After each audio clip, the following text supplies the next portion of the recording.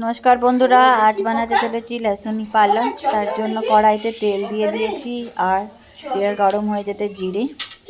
এবার দিয়ে দেবো একটু কুচনো লসুন মানে রসুন, আর এর মধ্যে দিয়ে দেবো কেটে দিয়ে রাখা পালং শাক, আর এর মধ্যে একটু নুন দিয়ে ততক্ষণ না সব পুরো জলটা মরে যাচ্ছে একটু হতে দেবো। তারপরে এইটাকে সরিয়ে রাখবো একটা প্লেটে সাইডে। এবার কি করব, আমরা এই সেম কড়াইতেই আবার একটুখানি তেল দিয়ে দেবো। তেল দিয়ে ওর মধ্যে দিয়ে দেবো জিরে। এবার জিরেটা গরম হতে হবে। জিরেটা গরম হলে এবার তাতে আমরা দিয়ে দেবো হচ্ছে শুকনো লঙ্কা, লাল লঙ্কা, শুকনো লঙ্কা, যে যেরকম ঝাল খাবেন। আমি 2-3টে শুকনো লঙ্কা মাঝখান থেকে পেটটা ফাটিয়ে দিয়েছি, ডান্ডিটা ছাড়িয়ে। হালকা একটু বেশি ঝাল খাই বলে একটু বেশি লঙ্কা দিয়ে দিয়েছি। এবার ওটাকে একটু হতে দেবো, ভালো করে নেড়ে চেড়ে একটুখানি হতে দেবো ওটাকে।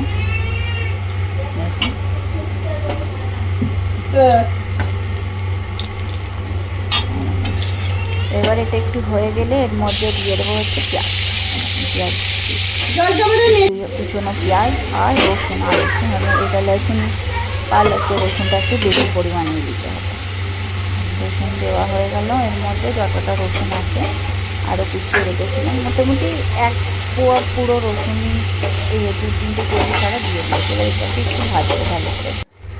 এবার এর ওপরে দিয়ে দেবো টমেটো, টমেটো জন্য করা টমেটো দিয়ে দিলাম। টমেটো এবার একটুখানি ওটাকে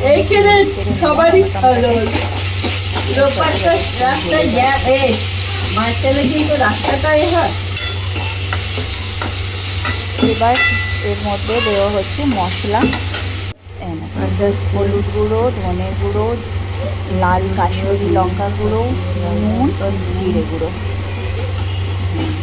নেড়ে ছেড়ে নেব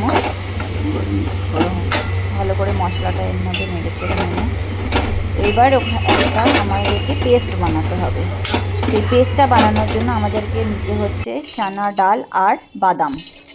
দেখুন, বাদাম আর চানা ডালটাকে পেস্ট বানিয়ে নেব মিক্সিতে। পেস্ট এরকম পেস্ট হয়ে যাবে। এবার ওই পেস্টটা একটু জল মিশিয়ে এর মধ্যে দিয়ে দেবো, দিয়ে এটাকে ভালো করে নাড়াচাড়া করতে হবে ভালো করে। কাশ্মীরি লঙ্কার জন্য রঙটা আসছে আস্তে আস্তে, যত নাড়বেন পুরো মশলাগুলো এর মধ্যে মিশে যাবে। এটা একটু ফুটতে থাকবে, তবে তো মশলাটা ফুটবে না, এটা না ফুটলে হবে কী করে।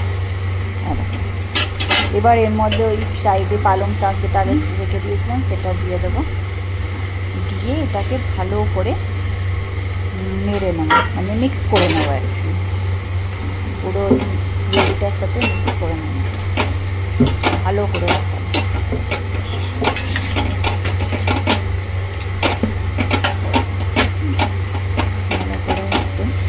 ধরে মিক্স করে নিয়ে এটাকে এবার আমরা ঢেকে দেবো, ঢেকিয়ে এটাকে 5 মিনিটস হতে দেবো।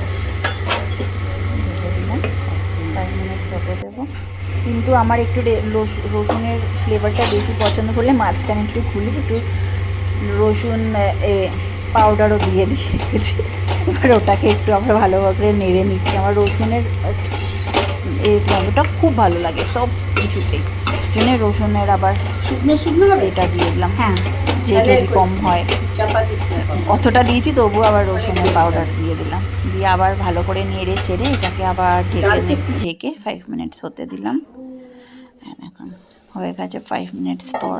এখন কত ঠিক গ্রেভিটা হয়েছে, কি সুন্দর, কত ঠিক হয়েছে, খুব সুন্দর লাগছে। দেখুন, দেখেই মন ভরে যাচ্ছে। রঙটাও খুব সুন্দর হয়েছে, বুঝতে পারছি না রঙটা বোঝা যাচ্ছে কি না। রঙটা দেখুন খালি, দেখুন, কেন এটা বেশি গ্রেভি হয় না, এটা এরকমই মাখো মাখো টাইপেরই হয় রুটি দিয়ে খাওয়ার জন্য। দেখুন এই দেখুন, এই কনসিস্টেন্সিটা হয়ে যাবে যখন, বাস নিভিয়ে